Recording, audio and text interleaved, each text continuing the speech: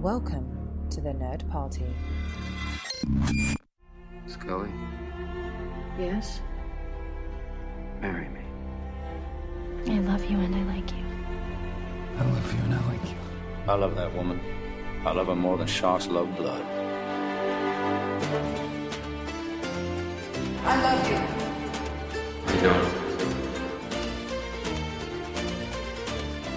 Hello, this is Tristan Riddell, And the girl. and you're listening to Nerd Nuptial. This is episode 3, and I hate to break it to you guys. I don't know. You might be peering into our marriage a little bit more, at least how much we enjoy podcasting. We are recording episode 3 an hour after we just finished recording episode 2 because we have so much stuff going on right now. Yeah, and I'll admit it, I asked if we could podcast about this stuff. So I love that you have the podcasting bug. I think it's fantastic because because I've been podcasting since I think before we were married. I think it was right around that time. Right around that time, so around 2011, Mm-hmm. and it's 2016 now. So I've been podcasting for about 5 years. This is the first time that you've kind of become a part of my world, and now you're just like, let's do it some more. Well, there's a lot going on. There's a lot of TV shows that we need to talk about. And that's one thing that we don't really talk about on the Senate floor too terribly much is TV. Matt's not a big TV watcher. He's too busy with having a quote-unquote life or whatever whatever other people have. One of our as we talked about in the first episode, one of our favorite shows of all time is Breaking Bad. Yes. We talked about that at length about just how great it is. And because I personally believe that Breaking Bad is one of the top shows in the past 25 years, if not the best show in the past 25 years. Yeah, it's definitely, I would say, probably my favorite show. Yeah. That and House of Cards. At least in drama. Yeah, Yeah, absolutely. in the drama realm. Like, sure, there's greater comedies Oh, and yeah, sitcoms but and sci-fi shows. And different everything. category. Different category, absolutely. And there's a spinoff of Better Call Saul. That's something that we're going to talk about today. If you haven't seen Better Call Saul, you should, because we've been enjoying it. Yeah. And Better Call Saul is a spinoff of Breaking Bad, and it's starring the lawyer Saul Goodman, when he was better known as Jimmy in the past. McGill. Jimmy McGill, and it's about kind of his rise and fall to where we see him in Breaking Bad. So it's a prequel spinoff. But before we get into that, something else happened this week in the realm of television, in the realm of AMC, which we have established as our favorite network. I'm so excited.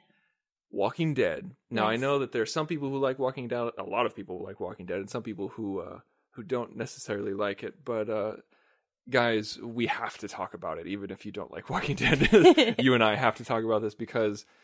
Spoiler alert, though. Spoiler alert. Yeah, Yeah. there's going to be some spoilers on that. So don't listen to this if you haven't seen the latest episode of Walking Dead. That's episode 10. We see the aftermath of episode 9, which was the mid-season premiere.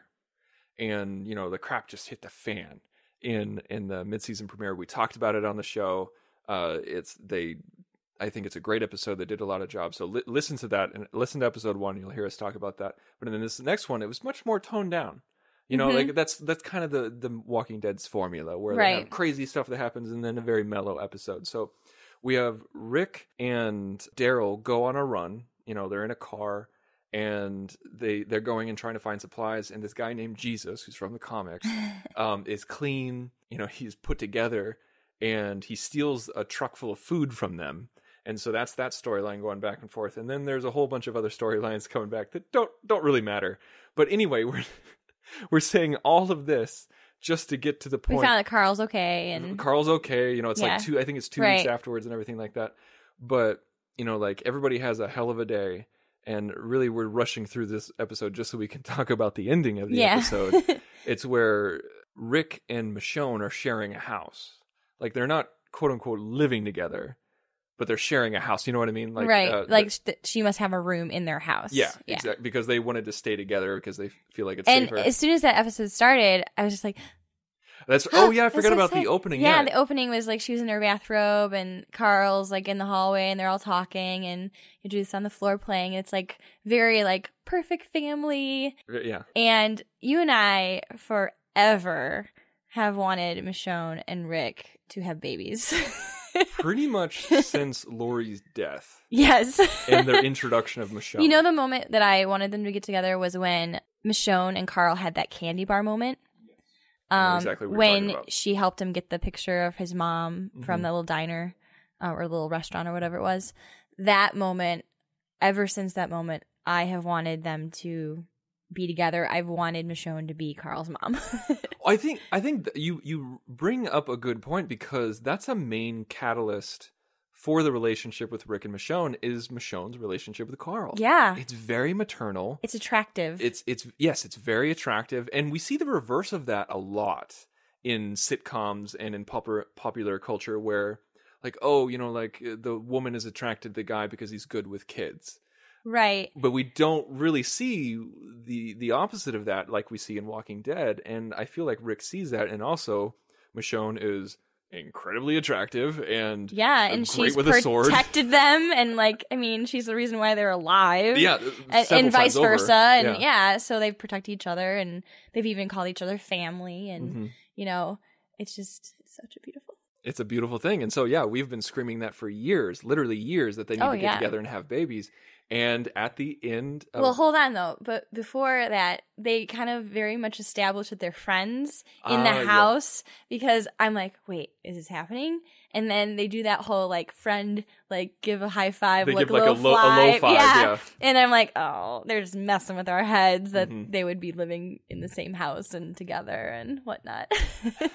Yeah, that's right. Yeah, she's in a bathrobe with like her hair wrapped up in a towel and everything like that. And you're like, whoa, did she stay over? Like stay the night? But yeah, it was pretty definitely obvious the producer screwing with us. Yeah.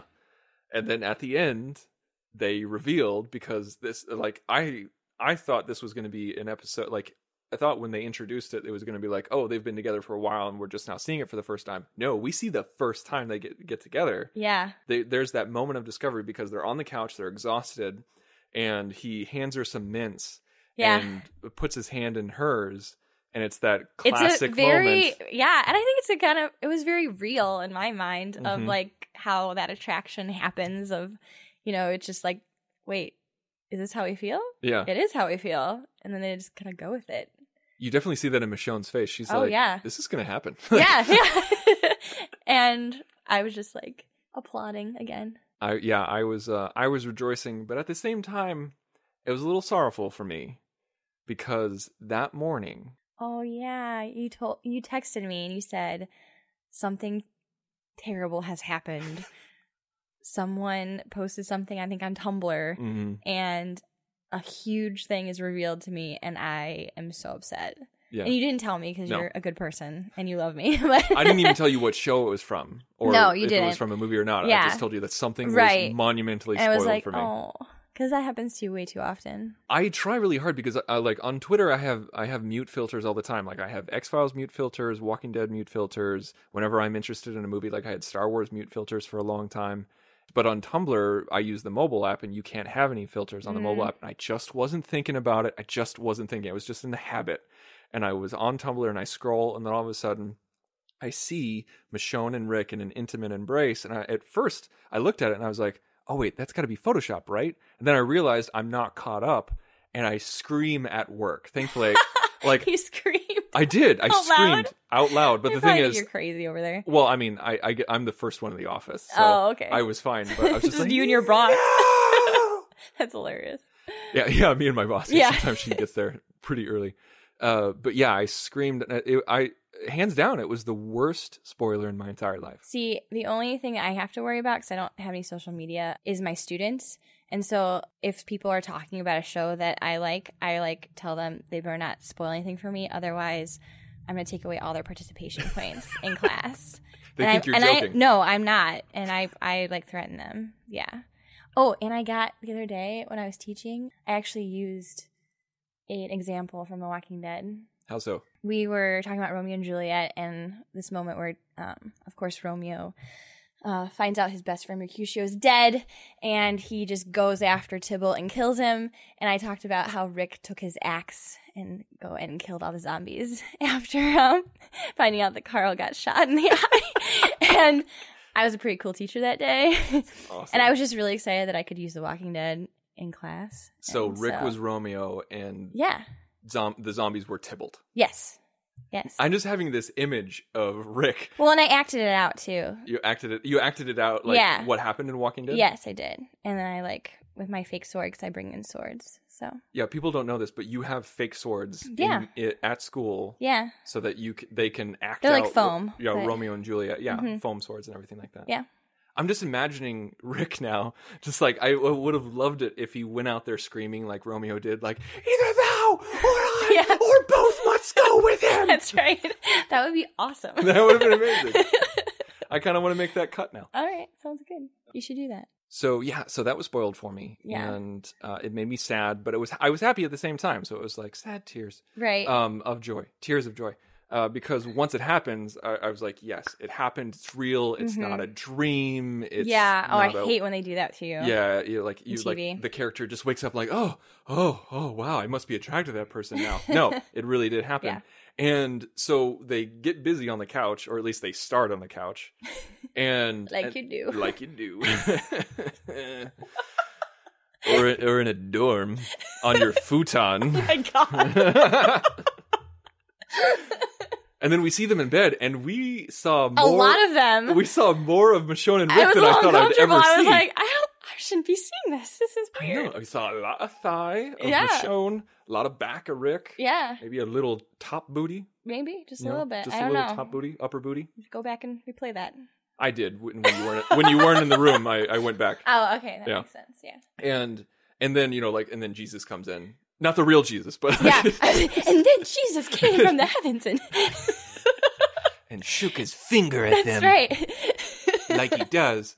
But no, the guy named Jesus, or I can't remember his real name or anything like that, because they actually, like Rick and Daryl, bring this guy back. They capture him, bring him back, tie him up. And he gets out.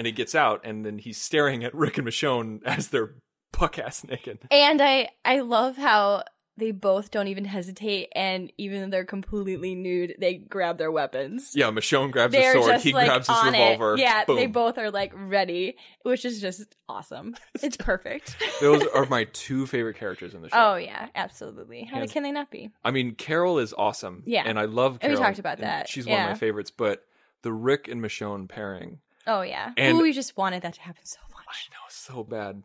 And also, we just saw on online a poster with, it says The Walking Dead, and it has Rick and Michonne, just the two of them. Yeah. We have to get that poster. Oh my gosh, it's going to go in our office. We have to find a copy of it. And it also gives me hope that this is a thing that will last a while. I would like that, yeah. I haven't gotten that far in the comics. I think that would be really cruel. Put them together like that, where this relationship has been, like we talked about, we've been wanting this for years. So this relationship of her being a part of that family has been this ongoing build up. So for this moment to happen, and if they take it away from us, they better not take it away from us. They better, because writers love to do that. I know. And they always, it's always this totally unrealistic thing where, now we're just friends again. Yeah, that's not real life. No, and that doesn't happen. Even in the zombie apocalypse, that's not real life. Because that can't be. There's nowhere for her to go. Right. They're going to be together. They have to be together, or something has to happen. Right. Which I don't want that. They can't happen. They can't kill Michonne. They can't do that. No, it's just not okay if they do. We'll all revolt. But yeah, I mean, overall, even though the episode was a little frustrating at times because you're just screaming at the screen, just take the truck home. Stop. Oh yeah, you did that several times. You're like, just take the truck. Just go home. Don't keep exploring. Just go home. Just go home. You could have had food. We would be very safe in the zombie apocalypse. We would be very all right, I found my food. Now I'm gonna go back to my house and live there. Yeah, I would go to. What would you do in the zombie apocalypse? I would go to a high rise, right? Wouldn't that make sense? Kind of like I Am Legend style. Well, he didn't go to a high rise. He wasn't in a high rise. I guess he was just in a house. Just in a house. Yeah. In the city. I don't know. I would die pretty fast. I'm pretty sure. We would both be eliminated within the first week. It's true. Yeah, it's true. Yeah. Our skills do not transfer at all. No, unless they need a producer in the apocalypse, or a director. That's right. Yeah. Yeah. I can teach all the little kids to act.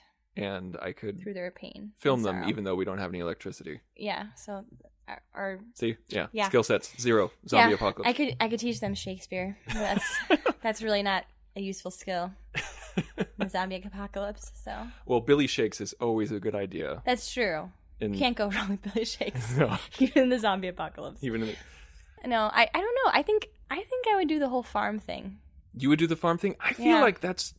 I wouldn't be I would go comfortable live with our friends who live out in the middle of nowhere. in Texas? Oh, wait, no. no. They live in, I would live... in St. Anne. Yeah. Our St. Anne friends in the middle of nowhere. Even they're getting sick of living in the middle of nowhere. But it'd be safe. Well, see, that's the thing. I don't know. I mean, like, yeah, it's like if you're on the plains, you have a lot of open road and open sky, and so you can see people coming. But at the same time, I would be... I don't know. I would feel... Isolated? Exposed to it. I would feel exposed with all that open space. Yeah, but there's not a lot of places for you to run if you're in a high rise. That's true. Yeah, like if zombies somehow do make it up the stairs. Right, then... You're screwed. Exactly. So I wouldn't want to put myself in a corner like that. Well, at the end of Fear the Walking Dead in season 1, they find a boat. Is that right? I just confused Fear the Walking Dead... With the road? No, not the road. With we read a lot of The Last Man on Earth. Oh my god! I was just confused. Tristan. Wait, no, there was totally a boat in Fear the Walking Dead. Yes, there was. There was. At the very, very end, there was a yacht off in the distance. I promise you. Okay. I thought you were thinking of The Road by Cormac McCarthy. Is there a boat at the end of that? Yeah, there's a boat. I don't remember that one. Mm-hmm. I remember the boy being picked up at the end on the beach. I don't remember a boat, though. Yeah, there's a boat. Okay. Yeah. Well, obviously you would know. You teach the bloody book. But... Not anymore, but yeah. Oh, that's sad. Yeah. But yeah, we read a lot of post-apocalyptic fiction. We do. I like post-apocalyptic. I do, too. There's a good friend of mine who said that he's like, yeah, zombies just aren't my thing. And I was like, aren't zombies everybody's thing? Right? I love it. So much. I guess they're not. But I've been playing the Walking Dead video game. The Telltale games. I like to watch. I see. That's the sign of a good game. If I like to watch the video game, if you like to watch the video game, you're engaged. Yeah. Yeah. I do like the Tomb Raider ones too. Those yes, really I've been playing those too. Yeah. For those of you who like Walking Dead, you need to play the video games, the Walking Dead video game by Telltale, because I tried it. Like I just played a little bit of it, played like 15-20 minutes of it, and I was like, oh, this is garbage. This is not fun. But then I got it for free on Xbox Gold, played it a little bit longer. Now I'm hooked. I'm owned by this series. It's so entertaining. And it's not the same storyline as the show. No. It's completely different, but it's set in the same world, right? Yeah. You know, where zombies are attacking and everything. Like it's that. even in Georgia, like it's even in the same space. Yeah. That's it's cool. in Macon, I think, for the most part. Okay. Yeah. Cool. It's a lot of fun, so everybody should watch it. Play it. Okay, well, we talked about Walking Dead, so now let's get into Better Call Saul. Yeah. So the first season, when it was announced that they were going to make this spinoff, and I've said this before on previous podcasts, on previous shows, that I was the first person to scream, "This isn't going to work. This is going to suck. Why would they choose that character? That's not a very interesting character, very one-dimensional. You know, this is horrible. This is bad. They shouldn't do this." And boy, was I wrong. Yeah, we loved season 1 of Better Call Saul. And I mean, part of it, I think, is, too, that you can't go wrong with Vince Gilligan as a showrunner, writer. We used to work on the X-Files. Right, yeah. The good ones. So yeah, that's right, the good ones. I mean, we loved Breaking Bad so much that it'd be hard for us not to like Better Call Saul. Mm-hmm. But it's a very different show, too. It's a little bit of a slower show. You know, it's about a lawyer. It's not about a meth kingpin. A meth kingpin. It's just not the same beast. I like the character of, Jim McGill, or James McGill, who is later going to be Saul Goodman, a lot more after watching Better Call Saul. Mm-hmm. Yeah. It gives you a deeper appreciation of Breaking Bad. And I also like the side characters, too. I think that they're great, and I think it's a good ensemble, and I love that Mike is back. And they spend a lot of time with Mike. They did, especially first season. Yeah, and even now. I mean, it's like he's the side plot, and it's great. Yeah. And I think there's something so unique about going backwards, and knowing where these characters are going to end up, and even knowing how certain characters are going to die. Mm-hmm. You know, it's just interesting that you're like, okay, well, we know this doesn't work out for him. We know that this is not the path that he's going to take, but how's he going to get there? Right. We're along for the ride, which is a lot of fun. And that's really, really fun to think of it that way. We're along for the ride. It's about the journey. Maybe it's not there's that old Star Trek quote. And the reason why, my show is called To the Journey, it's maybe maybe it's not the destination that matters. Maybe it's the journey. And this is definitely one of those times because, a lot of I remember I was talking with a friend of mine a long time ago, before Revenge of the Sith came out. And I was like, are you excited about Revenge of the Sith? And he's like, yeah, I guess. I was like, how could you not be? So he's like, well, I know how it ends. We all know how it ends. And I was like, what does that matter? You want to see how it does. You want to see how it happens. How did they get there? How we get there. Yeah. That's interesting. That's fun. Yeah. And I love them showing the character development of how when he's in his element and kind of getting closer to what he becomes as Saul Goodman, that persona. I love those moments, and we saw some of that in this episode that we just watched, Cobbler. Yeah, which is awkward to say. Now that you know the meaning. Yeah, exactly. So in season 1 we see this, he's a 2-bit lawyer, he can't pay his bills, and he's in a crappy office, and he has a good friend who's also a lawyer who's at a good law firm. Mm-hmm. And he's kind of at odds with that law firm, and he has a brother who has special needs, as in he's a germaphobe and an electrophobe, and he can't go out in public, and so he takes care of him. But then he finds out that his brother has been holding him back for years in excelling because he doesn't think that he's a real lawyer because he got his education the Caribbean or something like that. And so that provides a rift between the brothers. And then all of a sudden, Jimmy starts to excel and he gets this job offer. And all he wants to do is make his brother proud. Yeah. The entire time. That dynamic is very interesting to watch. But at the same time, that's kind of a double-edged sword where he wants to make his brother proud. But when he's pissed at his brother, that's when he acts out and starts going back to Slippin' Jimmy, right. The guy crime. Who, the crime Jimmy, the guy who scams and schemes and everything like that. Yeah. It's very cool to see the backstory of how he's going to become what he is. All right, so let's talk about season 2. So, we gave a brief overview of season 2.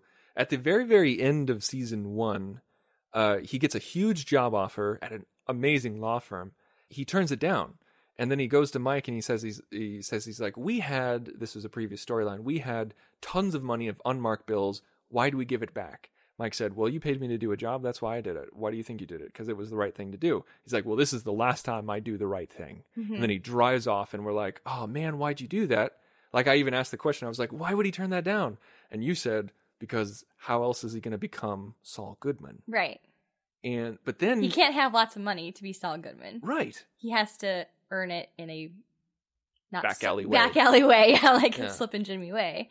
Yeah. But then at the beginning of season 2, he goes back on that and accepts the job. Yeah, and it's that weird. That was a little strange in that first episode where he's just kind of lounging by the pool. Mm-hmm. I mean, he's pretending to be someone else, have privileges to be at the country club or whatever. Mm-hmm. I did not like. I don't know. Okay, I did not like at first he slept with his friend Kim. I didn't like that either. I kind of liked that dynamic in season 1 where they were just friends helping each other out. I mean, there was a little bit of tension, sexual tension there. That you could tell that he liked her and, she might have considered him. But sometimes I just wish that TV would leave relationships alone. That a man and a woman can just be friends. Yeah, they can just be friends. Although I am really glad that Michonne and Rick are together. We were just talking about that. So I'm totally being a hypocrite. And I admit it. And I guess it's whatever couples I want to get together. Whatever couples we want. Exactly. Then that's okay. No. But I don't know. I just kind of liked the fact that there wasn't any, moments of are they or won't they in the first season. There wasn't a lot of that. Not a lot of that. There was one moment when he was painting her toes. Oh yeah, I remember that. Where I was like, Yeah, I do remember that moment actually. Yeah, they get together. They get together. And I guess I kind of liked it more in this episode, especially when she moves his papers to her her next to her chair. Yeah. And then all she did was just put her foot next to his. And I just thought that was really cute. And I don't know. I just liked that dynamic of them working together. Maybe it's because I want to work with you so bad. Maybe that could be one reason. Yeah. Yeah. But like it's nice because I thought they were going to go with the whole trope of we're friends, we slept together, let's try to pretend this never happened, or she was ashamed of it. But no, she's going right into it. Oh yeah. Like she's accepting it. She wants it. She genuinely likes Jimmy. Yeah. And like even now that he's excelling as a lawyer, he's got some money now, and he was talking about getting a new place. Yeah. She started using we and us. I love the horse conversation. That's such a girl thing. Like, you gotta have horses. Yeah, it was like, I'm going to get a lot of acreage. She's like, you got to get horses. Yeah, it's worth it. Yeah, I love that. He's like, I don't know, you got to spend a lot of money on oats or something. I love that. Yeah. And then immediately she's like, worth it. Worth it. Because every girl, at one point in their lives, wants a horse. I love that. I've never had that urge. I've never. That is such a girl thing. That is something that is just ingrained in you at like a very young age, that you want a horse, you want a pony. And then it goes away. Like, I don't have any desire for a horse right now. No, I don't. I think that's mainly worry. because you don't want to clean up after a horse. That's true. But I really would have no need for a horse. But yeah. No, it's just something that a girl just wants. But I was the exact same way. Like, I didn't want them to get together because I like that friendship dynamic, but then they made it adorable. Yeah. It worked. Yeah, it does. I like it, but I know it's not going to last. No, it can't. It can't, because she's not a part of Breaking Bad. And at the end of the episode, when he falsified evidence to get his client off, she realized, I think that was like a warning sign to her. That was a big red flag. Yeah, it was like, she is straightforward, she is truthful, and she does know about his past, but she thought he's turning over a new leaf. But I mean, that was probably the best part of the whole episode, was when he's in his element and he's getting the guy off and coming up with a story, because that's lying through his teeth. That's who Saul is. There's Jimmy and then there's Saul. Right. And right now he's walking back and forth. Exactly. I loved seeing that, because you're like, oh, there's Saul. Mm-hmm. But as soon as you saw her eyes, you're just like, oh, that's not gonna be good. That's not gonna fly. Yeah. Right. And I like that she called him on it. Yeah. That she didn't just go along with it. Yeah, because I was thinking about that actually when we watched it. Was, you know, in many shows it's just like, oh, you silly. Yeah. You just falsified evidence. No. She calls him on it, says, is it really worth being disbarred?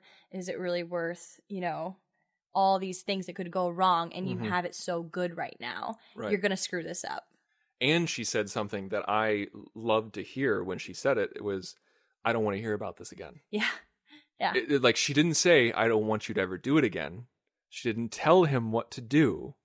Yeah. Which guys hate. Right. Like, if you ever want to get a guy to do something, tell him not to do it. Right, exactly. And at least that's how it works in our relationship. I shouldn't say all guys. But it's, yeah, and she didn't say don't do it again. She said, I can't know about this. And he's like, all right, you won't. And that was the end of the episode. I need to trust Vince Gilligan. Yeah. Yeah. He knows what he's doing. I mean, I think it'll be a ride. I think it'll be an interesting trip to see where that goes, and how it probably is going to go terribly, terribly wrong eventually. And I mean, even like you even said, when he gets the new car and he's got the cup. The cup that she gave him, it said second best lawyer. And it won't fit in the cup holder. Mm-hmm. And you're like, metaphor. And I'm like, well, it's true. I mean, and let's be honest, I don't know. It's boring watching him be a good lawyer. Yeah, it's one of those things where you want to see him, you know, getting guys off for falsifying evidence. You want to see him being Saul. You want to see him with Badger, you know? With Badger. You want to see that.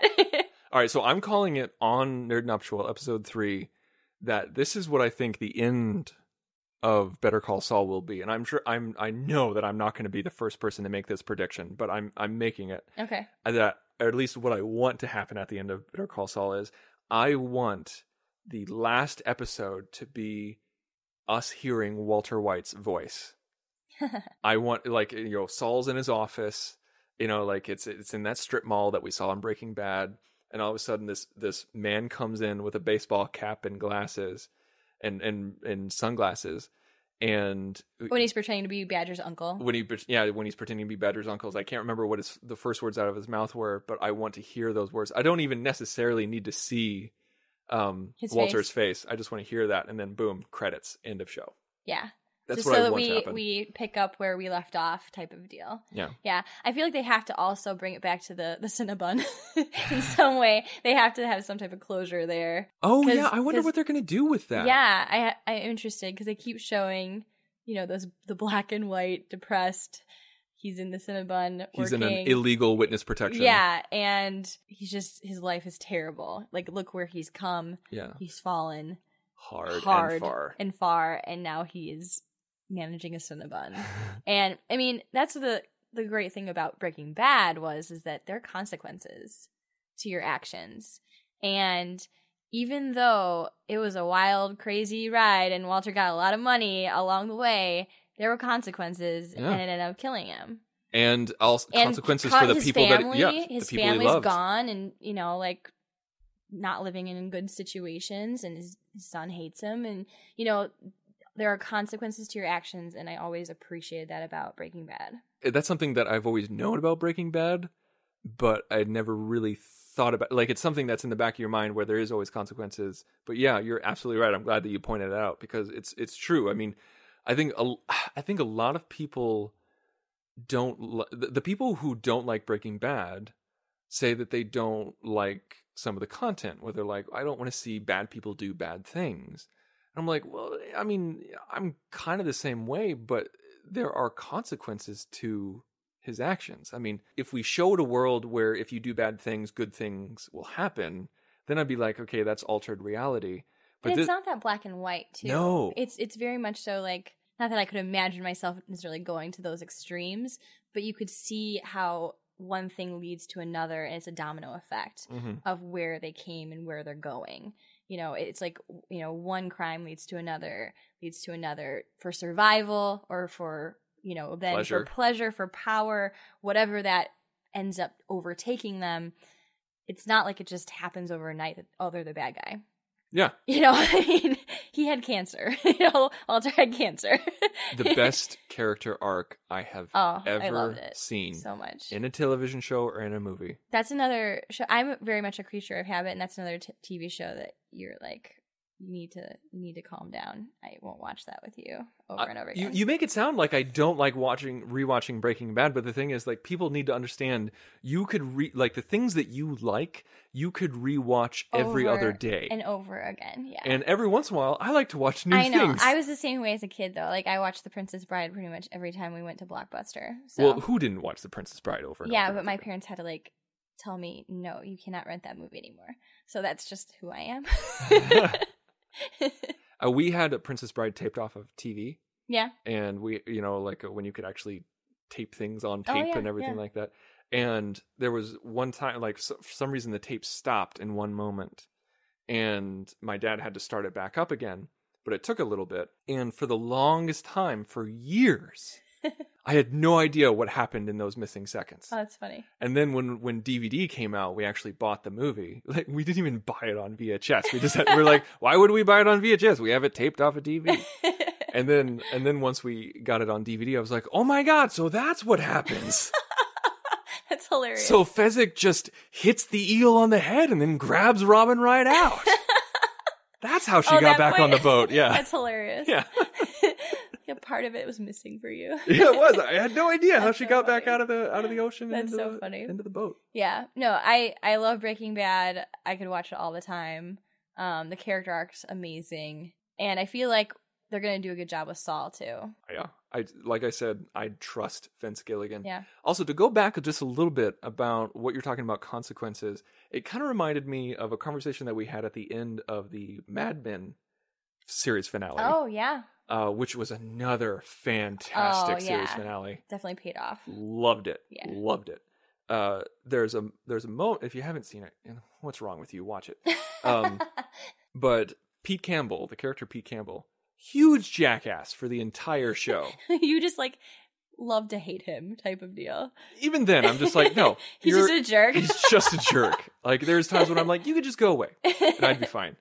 But he plays it well. The actor does it great. Yeah, he does. And he is a horrible human being, cheats on his wife constantly, lies about it, lies in the office, has no ethics, and at the very end of the show, he gets everything he could ever want. He gets his wife back, he gets his daughter back, he gets his dream job. They're getting on a jet. They're getting on a private jet that he has unlimited access to. Yeah. And that's the end of his story He has arc. it all. And I was so angry. I was so upset. I was like, how can they do this? He is a bad person. See, I thought that's pretty cool because you don't always see that. Mm-hmm. I mean, I know that I'm kind of going back on what I'm talking about with Breaking Bad about how I like how there's consequences to their actions. But there are those people out there in this world that get everything they want and they don't, and they're horrible people. They're horrible people and they just get what they want. And that's why I brought it up, because you said that to me seconds after I started complaining. You said, these people exist. Yeah. We actually had that moment when we were watching the episode and hey, you know what? There's going to be consequences for a lot of other people. Mm-hmm. They're whether they're good or bad, but his path, he has it all. He has it all. Now, not that there wasn't struggles along the way. Yeah. But he has it all at the end. That's just his path. So frustrating. Yeah, but I thought that was cool. Yeah, I know. You didn't like that? I didn't like it, but then what you said made a lot of sense and gave it some depth. And so I was like, okay, all right, fine. I was like, begrudgingly. Because we all know those people. We all know those people. We all read about those people. Oh, yeah. Some of those people are running for president. It's just ridiculous. I'm sorry. It was too easy. I was going to say. You lob it over the plate. I'm gonna swing at it. But yeah.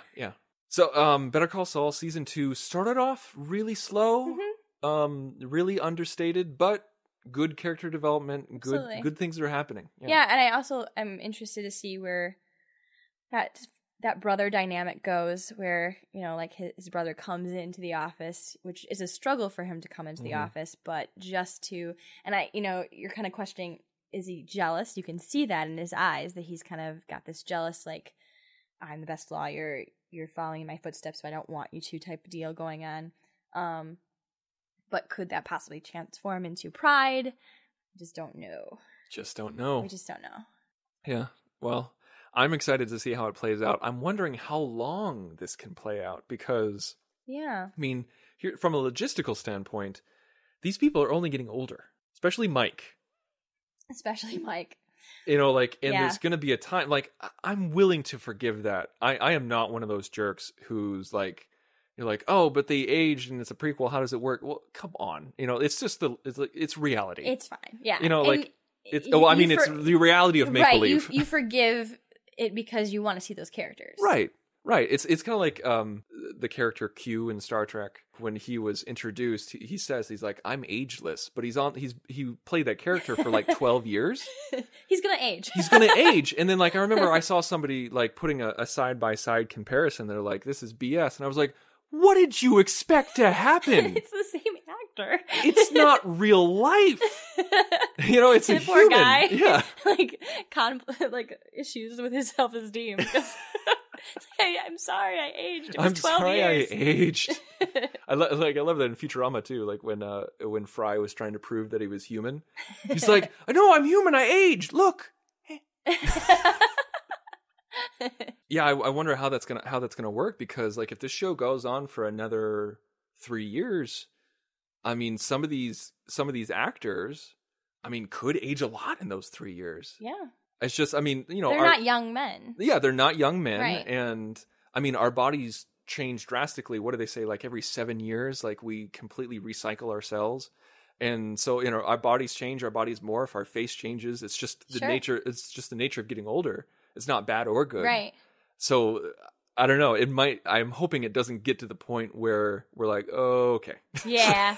Yeah, unreal, not realistic at all. I did like the reference to Tuco. Yes. Well, we saw him in the first season. Yeah, but I liked how they are drawing back again. those references. Yeah. I like that. Do you know what I cannot wait to see in Better Call Saul? What? Gus Fring. Yeah, because we have to, right? Because of Mike. Because Mike hooks up with... They better do that. They have to. They have to, right? They have to.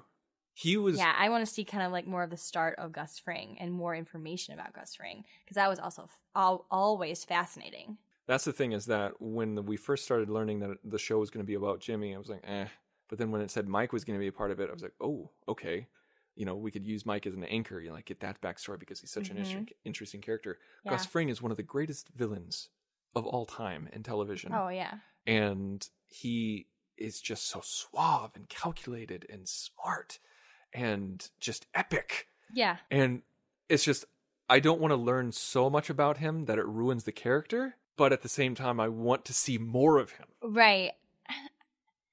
I also kind of think that if enough time has passed, I'm okay with learning a little bit more, as long as they do it justice. I'd be okay with learning some of those things that we don't necessarily know. Because I always loved the backstory episodes of Gus Fring, like with him. And, the Pollos Hermanos storyline of, him and his partner. Yeah, which we assume is his partner. Yeah. I guess it's kind of a safe assumption that it was his.